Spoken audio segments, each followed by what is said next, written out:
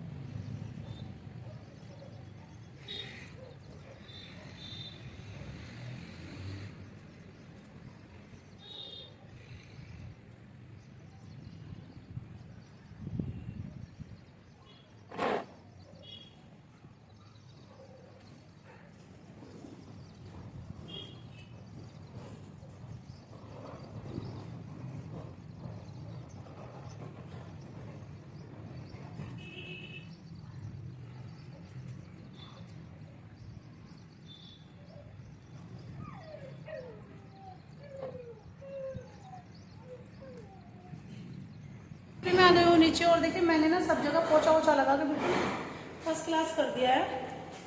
पोछा लगाया था, अभी सूख भी चुका है। चलिए पंखे को बंद कर देते हैं। पंखा मैंने ऑन करके छोड़ रखा था जिससे कि सूख जाए। तो चलिए आप लोग बने रहना एंड तक। ब्लॉग्स में मिलती हूँ आपसे थोड़ी देर में।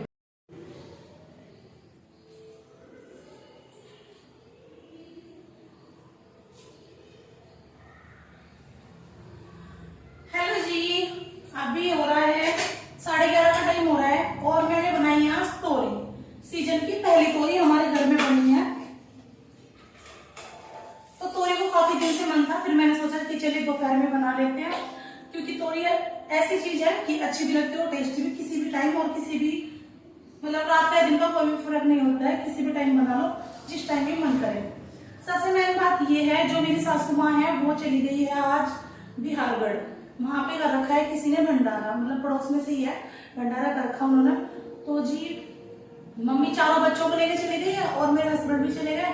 तो मैं और चाचा जी और दादी, हम तीन ही हैं घर में। मैंने सोचा चलिए दादी बड़ी हो रही है और चाचा जी भी ऐसी है बड़े सी, तो मैंने सोचा पतली से तोरी बना लेती हूँ। इसी में रोटी बेकर खा लेंगे दादी मतलब। और हम सब भी जैसा हमारा देसी खान पान है और देसी रहन सहन है।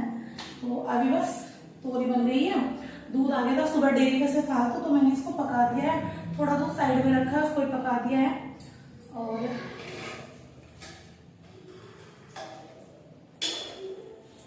तोरी तो लगभग बन ही चुकी है, इसको तो हम उतार देते हैं साइड में। और जो हमारा सुबह डेयरी का से दूध आया था उसको रख देते हैं पकने के लिए।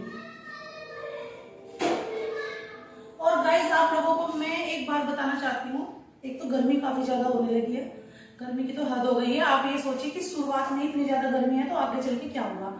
और मेरे फेस पे हो गई थी झाई, तो जो चीज मैंने लगाई है झाई के लिए, अगर आप लोगों को उस चीज की मतलब जानकारी चाहिए, पूछना चाहते हो आप लोग, तो कमेंट सेक्शन में जरूर बताना, मैं आप लोगों को जरूर बताऊंगी मेरे चेहरे का ग्लो का राज।